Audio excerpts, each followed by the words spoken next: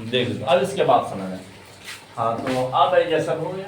हाँ लेकिन अब ये जो सिस्टम ऑफ यूनिट है कि सिस्टम ऑफ यूनिट, वो कौन कौन सा सिस्टम ऑफ यूनिट तक है। देखिए अब सिस्टम ऑफ यूनिट में भी किसी एक को एक्सेप्ट किया गया, बाकी तुम बाकी सबको भी एक्सेप्ट कर सकते हो। हाँ लेकिन स्टैंडर्ड फॉर्म में एक ही को यूज किया गया। तो आप बताते सिस्टम ऑफ यूनिट क्या है। System of unit, system of unit, unit का सिस्टम। देखिए मतलब कि अब यहाँ पर जो एसआई जो एक्सेप्ट किया है तो वो किसी खास सिस्टम को एक्सेप्ट किया है, सबको एक्सेप्ट नहीं किया है। हाँ देखते हो अब सिस्टम ऑफ यूनिट बच्चों तीन प्रकार को होता है, तीन प्रकार को होता है जिसमें से किसी एक को एक्सेप्ट किया है हमारा एसआई यूनिट। हाँ देखिए पहला होता है, देखिए पहला होता है आपका एमकेएस सिस्टम। एमकेएस सिस्टम बोलोगे सर गजब लग रहा है, लगता है किसी का नाम आप लिख रहे। तो देखिए ऐसा बात नहीं है, तीनों का अपना अपना होता है। देखिए एम फॉर मीटर होता है एम फॉर मीटर होता है और के फॉर केजी होता है कि नहीं। के फॉर केजी होता है और एस फॉर सेकंड होता है।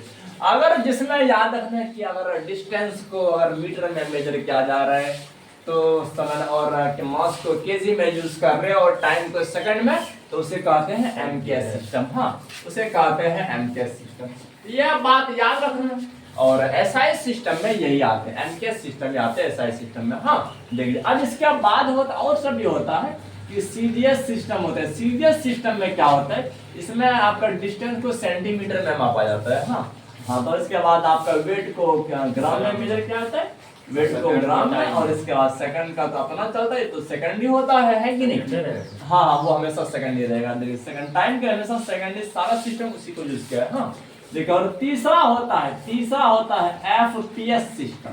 तीसरा होता है एफपीएस, इसमें जानते हो डिस्टेंस को फुट में मेजर किया जाता है। फुट कितना फुट है जी, इसमें फुट में मेजर किया जाता है। और वेट को बच्चों के इस प्रकार का पाउंड बोलते हैं, पाउंड 1 पाउंड है 2 पाउंड है, तो आपका वेट को पाउंड में मेजर करते हैं। अप्रोक्स आधा केजी का होता है 1 पाउंड है ना रे, ऐसे होता है। और इसके बाद टाइम को सेकंड में यूज करते हैं।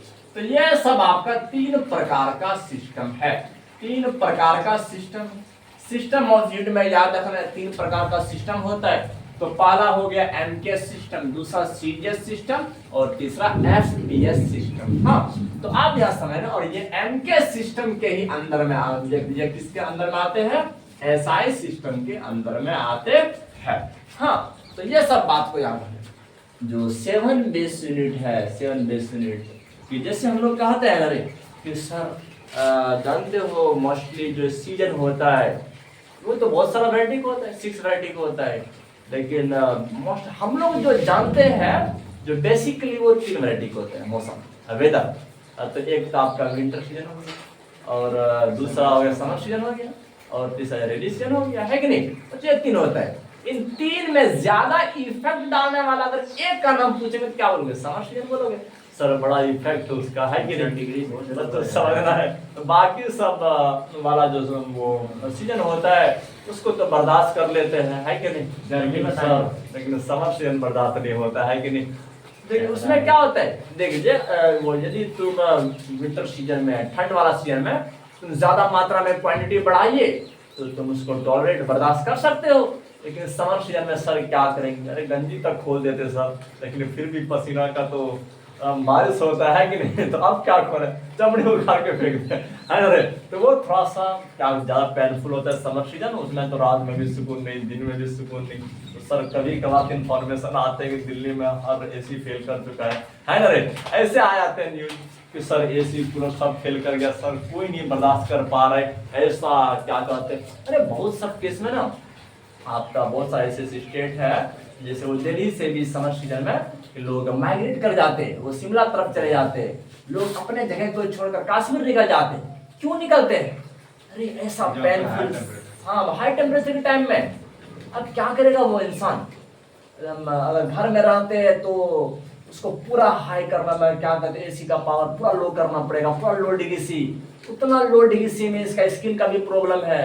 देख लीजिए होता है रे, जो वो जो एसी ना वो जो लो टेम्परेचर कर रहा है कि गैस के चलते, गैस वो इमिट करता है गैस, तो आखिर उससे तो बच्चों हमारे बॉडी पर हानि पड़ सकता है कि नहीं, और उससे नुकसान पड़ सकता है। इसीलिए इंसान को चाहिए जितना कम से कम यूज करो एसी का, अब मैक्सिमम टाइम में नहीं रहिए, नहीं तो बच्चों आपका बॉडी अनकंफर्टेबल हो जाएगा, बाहर के टेम्परेचर को बर्दाश्त नहीं कर पाओगे, नॉर्मल टेम्परेचर को। अरे एक बंदा का न्यूज आया था मेरे पास, वो थे ना, वो इतना मैक्सिमम टाइम वो एसी में गुजारते थे, तो अब उसका कंडीशन ऐसे आ गया कि वो कह रहे थे, जानते हो सर जी हम 1 घंटा बाहर में नहीं रह पाते, 1 घंटा रहना हमारी मुश्किल होता है, 15 मिनट 20 मिनट बस कितना ही रहते हैं, इससे ज्यादा तो ऑटोमेटिक हमारा बदन पूरा पसीना भर जाएगा, फुंसी निकलना शुरू हो जाएगा तुरंत, कहते हैं तो बॉडी अनकंफर्टेबल हो जाता है। बहुत टीचर सर लाइन जाने के बाद पढ़ाता ही नहीं है, ऐसे होता है इससे एकदम अंजू कैंसर से खतरनाक, तुरंत जैसे लाइन जाएगा तुरंत ऐसे बात ऐसे होता है। अब इतना ज्यादा तुम वो कूल टेम्परेचर का, अरे पसीना निकालना चाहिए, देख जब थोड़ा सा गर्मी को बर्दाश्त करना सीखो, है कि नहीं। देख लीजिए बच्चों, गर्मी बर्दाश्त करोगे ना तब ठंडा में रहने में राहत मिलता है। तुम अगर हमेशा विंटर में ही रहते हो, ठंडा में ही रहते हो, तो तुमको गर्मी का क्या पता चलेगा कि गर्मी का इफेक्ट क्या है, समर सीजन का इफेक्ट क्या है। और उसमें अगर आप मान के चलो, और यहाँ पर अगर हमेशा डे ही रहेगा तो हम लोग को नाइट के बारे में क्या पता चलेगा रात कैसा होता है, कुछ नहीं होता है ना, बात ऐसे होता है। तो हमारे बॉडी को हर प्रकार से टॉलरेटेड वाला सिस्टम बनाया हमारा नेचर। देख लीजिए कि गर्मी के सीजन में हमारा स्वेटिंग होना शुरू हो जाता है, तो पसीना निकलता है कि नहीं, इस प्रकार से होता है, और हमारा बॉडी टेम्परेचर कांस्टेंट बना हुआ है। तो आप देख लीजिए इस प्रकार से बच्चों जानते हो ऐसा सिस्टम के अंदर में एमके सिस्टम यूज करते हैं। तो अब हम लोग को पता चल गया कि ये 3 सीजन में से जो मोस्टली एक्सेप्टेड है वो समर सीजन है। इसी तरह से 7 बेस यूनिट है, 7 बेस यूनिट में से मोस्टली एक्सेप्टेड सबसे ज्यादा यूजेबल, सबसे ज्यादा यूजफुल वाला जो है वो है आपका मीटर, और क्या कहते हैं लेंथ हो गया, और मास हो गया, और टाइम हो गया। हाँ, तो सबसे ज्यादा यूजफुल, देखिए अगर हम यूजफुल की बात करेंगे, सबसे ज्यादा यूजफुल लिख देते हैं, चलो मोस्ट यूजफुल की बात करेंगे, मोस्ट यूजफुल देख लीजिए, मोस्ट यूजफुल क्वांटिटी की बात करेंगे तो वो होता है आपका मास होता है। देखिए मास होता है, इसके बाद लेंथ लिख सकते हो, लेंथ होता है, और टाइम होता है। ये तीनों का यूज सबसे ज्यादा है, सबसे ज्यादा। हाँ देखिए, क्योंकि हम लोग एक डायमेंशनल फॉर्मूला पढ़ेंगे कि हर फिजिकल क्वांटिटी को दिखाने के लिए हम लोग किसी वर्ड का यूज करते हैं, हाँ, कि जिससे उस फिजिकल क्वांटिटी का इंफॉर्मेशन मिल जाए कि क्या करते हैं, उसका मास किस प्रकार से डिपेंडेंट है उसके क्वांटिटी पर, उसका लेंथ कैसे डिपेंडेंट है, उसका टाइम कैसे डिपेंडेंट है उस क्वांटिटी पर, है कि नहीं। तो जैसे हम लोग बहुत सारे ऐसे पढ़ते हैं ना, देख लीजिए, हाँ, तो जो हम लोग ऐसे करते हैं, जैसे अगर बोलेंगे सर जी काइनेटिक एनर्जी, कि काइनेटिक एनर्जी, देख लीजिए अगर हम काइनेटिक एनर्जी की अगर बात करेंगे, तो काइनेटिक एनर्जी की बात करेंगे तो तुम लोग सर इसका यूनिट क्या लिखा है, तो हम लोग तो जूल लिख देते हैं, है कि नहीं, क्योंकि हमारे वो जेम्स जूल थे, वो हमारे चर्चा लगते हैं।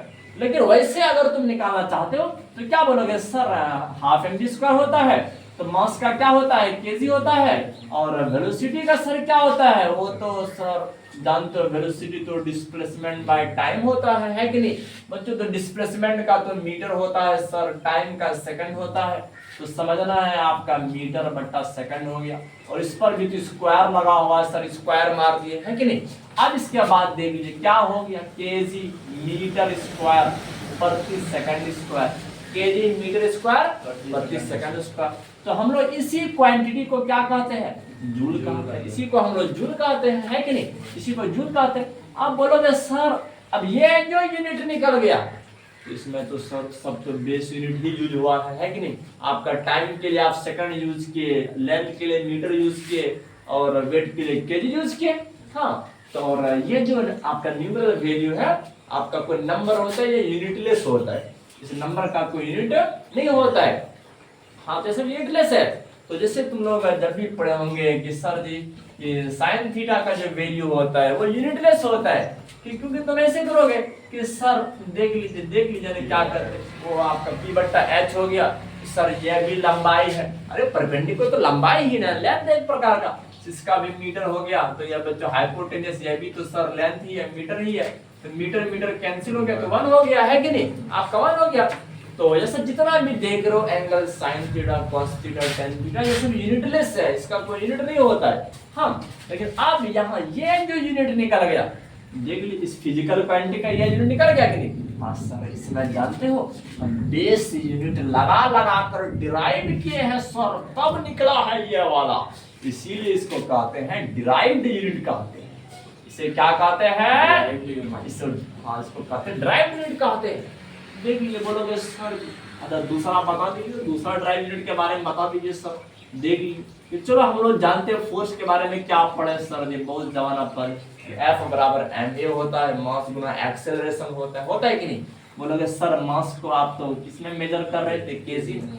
इसके बाद बता दीजिए सर एक्सेलरेशन अगर हम पूछेंगे भाई साहब एक्सेलरेशन क्या होता है, बोलोगे सर पता है rate of change of velocity, कि वेलोसिटी में जो क्या चेंजिंग हो रहा था, जिस रेट से चेंजिंग हो रहा था सर, एक सेकंड में कितना वेलोसिटी में चेंजिंग हुआ, उसी को हम लोग एक्सेलरेशन कहते हैं, है कि नहीं? देखिए अगर एक सेकंड में हमारा 2 मीटर प्रति सेकंड से 4 मीटर प्रति सेकंड हो गया, तो 2 का चेंजिंग हुआ, तो 2 क्या कह रहा है? एक्सेलरेशन कह रहा है। तो सर इसका तो आप लिख दीजिए, अरे डेल्टा, इसको डेल्टा कहते हैं, डेल्टा इसको कहते हैं डेल्टा। यूज करोगे तो इसको हम लोग बोलेंगे डेल्टा, लेकिन यूज किया जाता है चेंजिंग के लिए। हाँ तो अगर समझना कि कोई भी चीज अगर चेंजिंग हो रहा है और बदल रहा है, तो उसके बदला में तुम डेल्टा यूज कर सकते हो। हाँ कि अब ये डेल्टा यहाँ पर दिखा रहा है कि देख लीजिए, अब डेल्टा v का मतलब है final velocity minus initial velocity. हाँ इसका मतलब चेंजिंग को दिखाने के लिए ऐसे डेल्टा यूज करेंगे 11th क्लास में, और उसके बाद आगे की क्लास में यूज करेंगे। देख लीजिए, अच्छा इसका मतलब rate of change of velocity sir time से भी भाग दे दीजिए, टाइम से भाग दे दीजिए। हाँ अच्छा आप बता दीजिए केजी हो गया, और वेलोसिटी का सर यूनिट अभी तो लिखे हैं कि मीटर बाय सेकंड होता है, मीटर बाय सेकंड होता है, मीटर बाय सेकंड होता है।